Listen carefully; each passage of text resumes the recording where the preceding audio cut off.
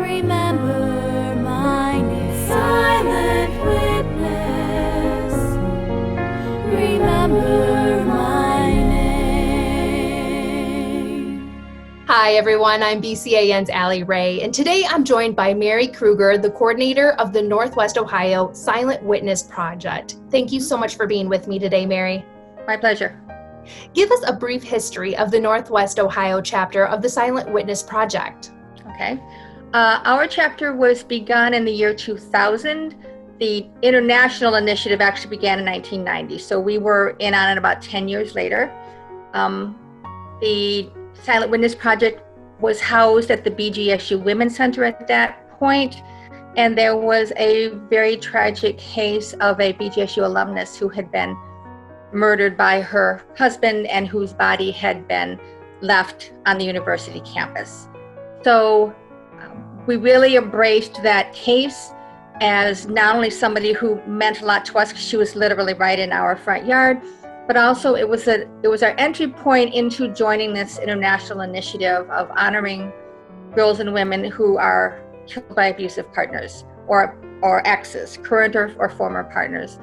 Well, the Silent Witness Project is a collection of figures that each tell the story of a woman or girl from Northwest Ohio who's been murdered by domestic violence or intimate partner violence.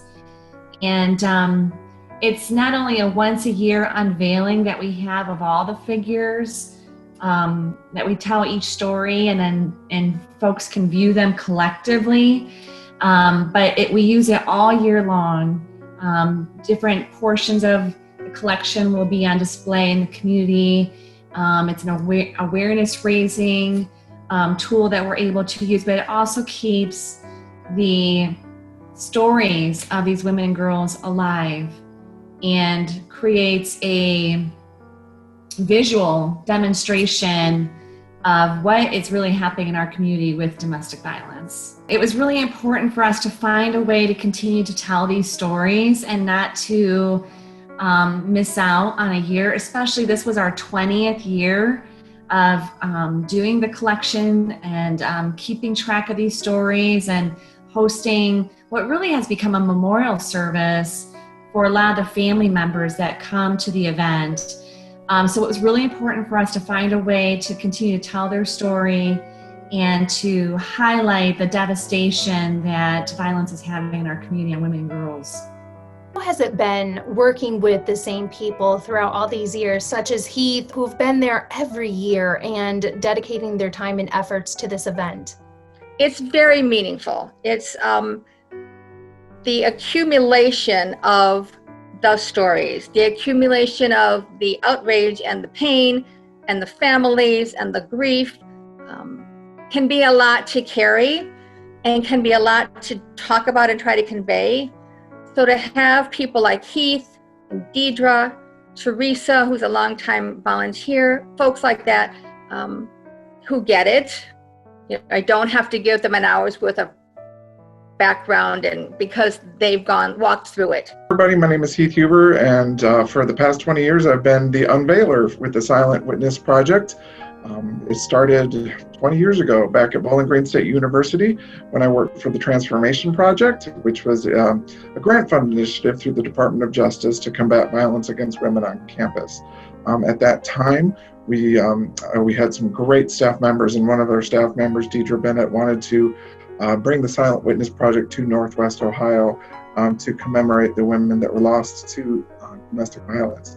And we had our first silent witness was Michelle Rizzi, who was an alum of Bowling Green State University, very, very special. It's been a somber occasion, but I've always been very honored to be part of it.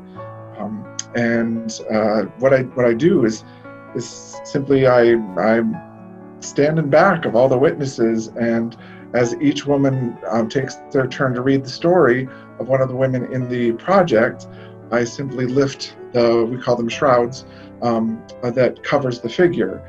And as the figure is revealed, then so too does the story get revealed and read by a woman who's representing the voice that we can no longer hear.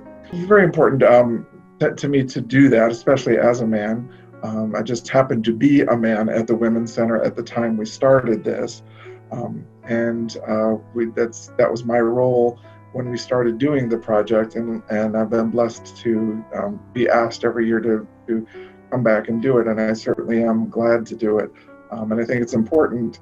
It's mostly important to hear the stories of the women, to hear those stories read by women. But it's important to see also men's roles in supporting these events, and that's what I think was really, really important for me to be this most silent of witnesses, because I think a lot of times men are taught and conditioned to be the doers and fix things, and they get outraged and they want to do something, they want to plow right in, and which is all well and good, but in these cases it can do more harm than it does good. I'm the community service officer with the University of Toledo Police Department, and also I'm their victim service officer.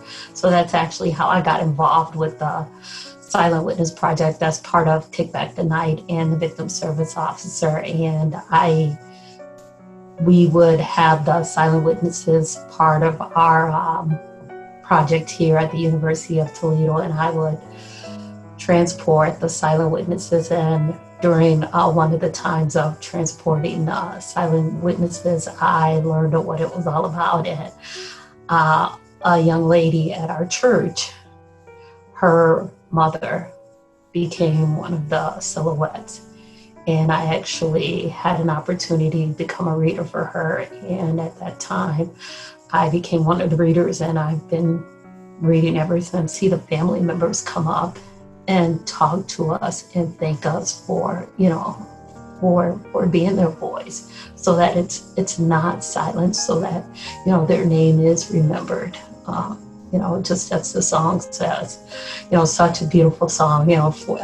After that night, the song just rings in your head for so long. Remember my name. So, it's just so amazing when they come up and they thank us for making sure that everyone remembers their name. What would you like for those family members and friends who have lost a loved one due to domestic violence, when they're sitting at home and seeing a virtual event? What would you still like for them to take away? Over the years as we have done this, what family members and particularly parents have said is this event matters to them because it tells them that their loved one has not been forgotten. That we say their name every year, and sometimes when you've lost somebody in a tragic way, people are afraid to mention that person's name because they don't want to upset you. And then it ends up being as though that person is just erased and wasn't ever here.